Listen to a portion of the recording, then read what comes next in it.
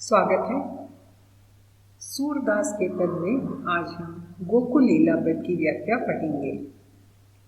पहली पंक्ति है, अपनो गाँव लेव नंदरानी, बड़े बाप की बेटी, पूतही भली पढ़ावती बानी। यहाँ पर एक ग्वालन आई है जो माता यशोदा से श्री कृष्ण की शिकायत करती है कि वह श्री कृष्ण की शैतानियों से बहुत अधिक परेशान है और यहाँ आकर वह उलाहना देती है कि तुम इस गांव के मुखिया की पत्नी हो, ये गांव तुम्हारा है और हम सब यहाँ पर रहते हैं, अपना जीवन यापन करते हैं, लेकिन तुम्हारा जो लाडला है वह हमें बहुत परेशान करता है।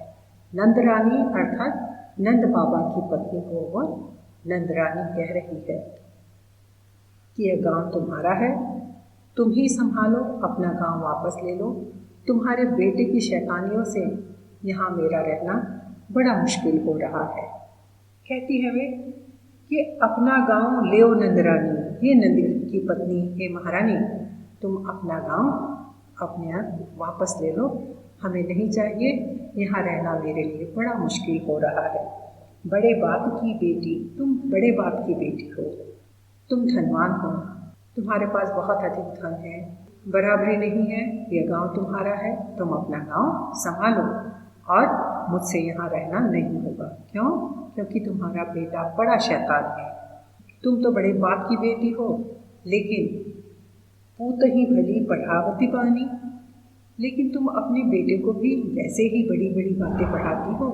बड़े लोगों की बातें भी अनोखी होती है, वे बड़ी बड़ी बातें अपने बच्चों को बड़ी बड़ी बातें ही सिखाते हैं। अर्थात यहाँ पर वह ग्वालन यशोदा जी से व्यंग करते हुए बात कर रही है कि तुम अगर बड़े घर की बेटी हो तो बच्चों को शिक्षा भी वैसे ही देना चाहिए, लेकिन तुम तो बड़े घर की बेटी होकर अपने बेटे को कोई अच्छी बात नहीं सिखाती हो, कुछ भी नहीं सिखा रही हो कि गांव में लोगों के साथ कैसा बर्ताव करना चाहिए, कैसे रहना चाहिए। तुम्हारा बेटा बस दूसरों को परेशान ही करता है। आगे की पंक्ति है, सखा भीर लपैठत घर में, आहू खाई तो सहिए। वे कहती है कि तुम्हारा लाड़ा बहुत परेशान करता है, अपने दोस्तों के साथ, सखाओं के साथ, मित्रों के साथ हमारे घर में घुस आता है और वह अकेला आए खाए तो कोई बात नहीं, अपने साथ दोस्तों की टोली लेकर आ जाता है, भीड़ लेकर आ जाता है। यह बड़ा तकलीफदायक है। उन्हें कैसे संभाला जाए, वे इतना परेशान करते हैं। और वे कहती हैं कि मैं जब चली सामही पकड़न, तब के गुण का कहिए। और सुनो, तुम्हारा बेटा क्या क्या शैतानी करता है, उसके क्या क्या गुण हैं। वह जब घर में घुस आया और जब मैं उसके पीछे उसे रंगे हाथ पकड़ने के लिए गई, तब के गुण तो क्या कहूँ, उसने क्या किया। भाजी गए दूरी देखत कतहूँ, और मुझे देखकर कहीं दूर भाग गए, मैं उन्हें पकड़ ही नहीं पाई। और जब मैं पकड़ने में असफल हो गई, हार गई, तब मैं घर पौड़ी आई और मैं असफल होकर अपने घर आ गई। मैं थक गई और मैं थक कर सो गई। अर्थात हम फिर से देखेंगे ये लाइनें, मैं जब चली समहे पकड़न, तब के गुण का कहिए। अर्थात जब वो हमारे घर में घुस गए और मैं उन्हें रंगे हाथ पकड़ने के लिए गई, तब वे ना जाने कहाँ भाग गए। उसके तो कहने ही क्या, उसने उस दिन क्या क्या किया, क्या क्या सुनोगी तुम। भाजी गए दूरी देखत कतहूँ, मुझे देखकर कहीं दूर भाग गए और दूर जाकर मुझे छुप कर देखते रहे। और जब मैं थक हार कर अपने घर आकर सो गई, तब कहती है वह कि हरे हरे बेने गाही पाछे, बांधी पाटी लाई। जब मैं घर आकर सो गई, तब वे धीरे धीरे मेरे घर में घुसे और मेरी जो चोटी पीछे लटक रही थी उसे उन लोगों ने पकड़ा और बांधी पाटी लाई कि खटिया की पाटी से उन्होंने मेरी चोटी को बांध दिया। अर्थात उसे कितना कष्ट हुआ कि उसे तो मालूम नहीं था उसकी चोटी किसी भारी वस्तु से बंधी हुई है, और वह जब नींद से जागी और उठने लगी तो उसकी चोटी जो खटिया की पाटी में बंधी हुई थी उसका सिर पीछे खींच लेती है, उसे झटका लग जाता है, उससे बड़ी तकलीफ होती है। शिकायत करने के लिए वह माता यशोदा के पास आई है। और यहाँ तक तो कृष्ण जी उस ग्वालन की शिकायतें सुनते रहे, बीच में कुछ भी नहीं बोले। और जब उसका बोलना पूरा हो गया तब वे कहते हैं, सुनो मैया याके गुण मौसो इन मोही लायो बुलाई। और वे कहते हैं, अरे माँ, अब तुम इनसे मेरी शिकायत तो सुन चुकी, अब इनके गुण मुझसे सुनो। मैं इनके घर नहीं गया था, इन्होंने खुद मुझे अपने घर बुलाया था। दधी में पड़ी सैंत की मौपी चीटी सब कढ़ाई। और उन्होंने मुझे बुलाकर कहा कि दही में सैंत की मतलब बहुत सारी चींटियाँ पड़ी हैं और उन सब चींटियों को निकाल दो। मुझे इन्होंने अपने घर में बुलाकर इतनी सारी चींटियाँ दही में से निकलवाई। टहल करत माए के घर की यह पति संग मिली सोई। और मुझे तो अपने घर में नौकर की तरह इन्होंने काम पर लगा दिया और स्वयं जाकर अपने पति के साथ सो गई। और मैं इनके घर की चाकरी करता रहा, नौकरी करता रहा, चींटियाँ निकालता रहा। इस तरह कृष्ण जी अपनी शिकायत का जवाब उस ग्वालन के सामने ही माता यशोदा से देते हैं। अगली और अंतिम पंक्ति है, सूर बचन सुनी हंसी यशोदा ग्वाल रही मुख गोई। अर्थात सूरदास जी कहते हैं कि कृष्ण जी की ऐसी भोलेपन की शैतानी भरी बातें सुनकर, शिकायत सुनकर यशोदा माता को हंसी आ जाती है। और जो ग्वालन है वह अपनी इस तरह से शिकायत सुनकर लाज से अपना मुंह ढक लेती है और वहाँ से चली जाती है। तो इस प्रकार हम देखते हैं कि कृष्ण जी किस प्रकार से अपनी शिकायतों के लिए सदैव उत्तर लेकर तैयार रहते थे। तो हम इस पद की विशेषता देखेंगे कि ग्वालन व्यंग करते हुए माता यशोदा से कृष्ण की शिकायत करने आती है, लेकिन कृष्ण के भोलेपन के आगे सब हार जाते हैं। बात सुनते सुनते ही वे अपना पक्ष भी तैयार कर लेते हैं। ये हुई विशेषता। और यहाँ आप देख रहे हैं कि खटिया की पाटी किस प्रकार से कृष्ण जी ने उस ग्वालन की पाटी बांधी होगी। यहाँ पर आप देख रहे हैं गणेश जी उस खटिया पे सोए हैं, तो वैसे ही वह ग्वालन की चोटी लटक रही होगी और ग्वालन की चोटी को कृष्ण जी ने किस तरह से बांध दिया होगा। और वे इतनी भारी खटिया लेकर खड़ी हुई होगी तो उसे कितनी तकलीफ हुई होगी। और साथ ही आप इसके शब्दार्थ भी देख रहे हैं और इसी पर आधारित कुछ प्रश्न और उनके उत्तर भी तैयार किए गए हैं। अगला पद है, हरि सब भाजन फोरी पराने हाँक दैत बैठे दे पहला नैकुन न माही डराने। अब यहाँ पर फिर से ग्वालन कृष्ण की शिकायत लेकर माता यशोदा के पास आई हैं और वे कहती हैं कि हरि मेरे घर के सारे बर्तन भांडे फोड़कर भाग गए हैं। वे घर में घुस आते हैं, अपने दोस्तों के साथ घुस आते हैं और सब कुछ तहस नहस कर देते हैं। सारे बर्तन भाजन जितने हैं सब वे तोड़ देते हैं। वे ललकार कर हल्ला बोलते हुए मेरे घर में घुस गए। अपने मन में जरा भी संकोच नहीं किया, जरा भी डरे नहीं और घर में घुसकर सारे बर्तन उन्होंने तोड़ दिए, तहस नहस कर दिए। सी के छोरी मारी लड़कानी कौ माखन दधी सब खाई। और वे कहते हैं कि उन्होंने मेरे घर में जो छींके रखे हुए थे, छींके अर्थात पहले के समय में फ्रिज नहीं होता था, बड़ी बड़ी अलमारियाँ नहीं होती थी और दूध दही को जानवरों से बचाने के लिए छत से लटकती हुई एक रस्सी में छींका बांधा जाता था।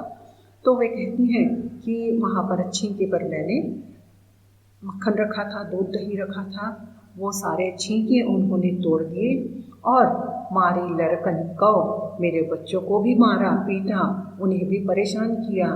माखन दधी सब खाई और सारा मक्खन दूध सब कुछ, दूध दही सब कुछ खा लिया इन लोगों ने। भवन मच्यो दधी कांदो लरिकन रोवत पाए जाई। और वे शिकायत करती है कि पूरे भवन में, पूरे घर में दूध दही कीचड़ के समान फैला दिया। कांदो मतलब कीचड़ के समान फैला दिया, तहस नहस कर दिया।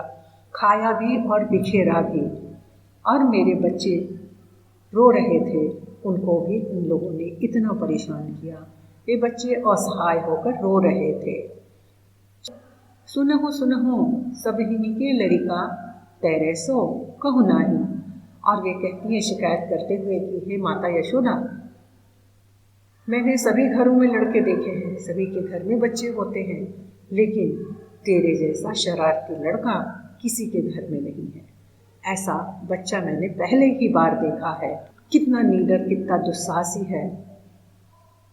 हाटनी बाटनी गलिनी कहूँ को चलत नहीं डर पाही। और वह आगे शिकायत करते हुए कहती है कि तेरे बेटे के डर के मारे हाट में, बाजार में, गली मोहल्लों में कहीं पर कोई निकल कर चल नहीं पाता। सब उससे डरते हैं। उसने सबके मन में डर घुसा कर रखा हुआ है। हाटनी बाटनी गलिनी अर्थात गली बाजारों में, चौराहों पर, गलियों में, घरों में, सब जगह लोग उसके चलते डरते हैं। उसका डर सबके ऊपर समाया हुआ है।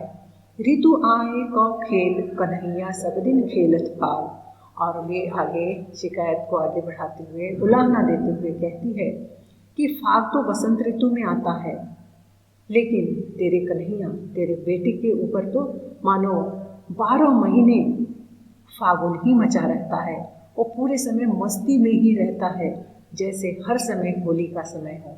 सबको छेड़ता है, परेशान करता है। जैसा कि हम जानते हैं कि होली का त्यौहार होता है कि उसमें हम छोटे बड़ों को भूलकर, लेकिन मर्यादा का पालन करते हुए एक दूसरे के साथ हंसी मजाक करते हैं। तो तेरा बेटा तो मानो हर समय पूरे 12 मास उस पर ऐसी मस्ती छाई रहती है, मानो उसके मन में हर समय फागुन ही रहता है। आगे की पंक्ति है, रोकी रहत गही गली सांकरी टेढ़ी बांधत पाग। और तेरा जो बेटा है वह तो आते जाते, चाहे सकरी गली हो, पतली गली हो, सबको रोक लेता है, सबको छेड़ता है, टेढ़ी पगड़ी बांधता है। तेरे बेटे के लड़कपन में ही जब ये गुण है। और भी आगे कहती है कि ऐसे ऐसे नाच नखरे दिखाता है तेरा बेटा कि हर पतली गली में हर किसी को रोक लेता है, छेड़ लेता है, और टेढ़ी पगड़ी बांधता है, अपना ऐसा सजीला रूप सजाता है। बारे तय सुन ये ढंग लाए, मन ही सहती। और वो बोलती मन ही मन। और इसका अर्थ यहाँ पर है कि रोकी रहत गही गली सांकरी टेढ़ी बांधत पाग, कि तेरा बेटा तो सकरी से सकरी गली में भी किसी को भी रोक लेता है, छेड़ता है, परेशान करता है, टेढ़ी बांधत पाग। और कितने नखरे दिखाता है, पगड़ी भी टेढ़ी बांधता है। और इतना ही नहीं कि अगर वह बचपन में यह करता है तो बड़ा होकर क्या करेगा। इसका अर्थ यहाँ पर हम इस प्रकार लेंगे कि वह टेढ़ी बांधत पाग मतलब अभी से ही, बचपन से ही इतनी नाज नखरे दिखाता है, टेढ़ी पगड़ी बांधता है, तो बड़ा होकर जाने क्या करेगा, कौन से गुल खिलाएगा लड़कपन में जब ये गुण है। कहकर ग्वालन कहती है और आगे भी बोलती है, बारे ते सुतिए ढंग लाए, मन ही सहाती। और ग्वालन उसकी शिकायत करती है कि तेरे बेटे के तो ये जो ढंग हैं बड़े अनोखे हैं, अभी से यह हक है तो बाद में यह क्या करेगा।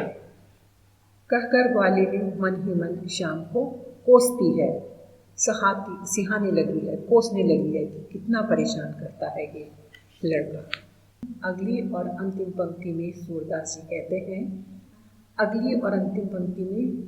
जी कहते हैं, सुने सुर ग्वालिन की बातें। सूरदास जी कहते हैं कि माता यशोदा जब ग्वालिन से अपने बेटे की शिकायतें सुनती है, सकुची महरी पछताती, तो माँ संकोच में पछताते हुए खड़ी हो जाती है।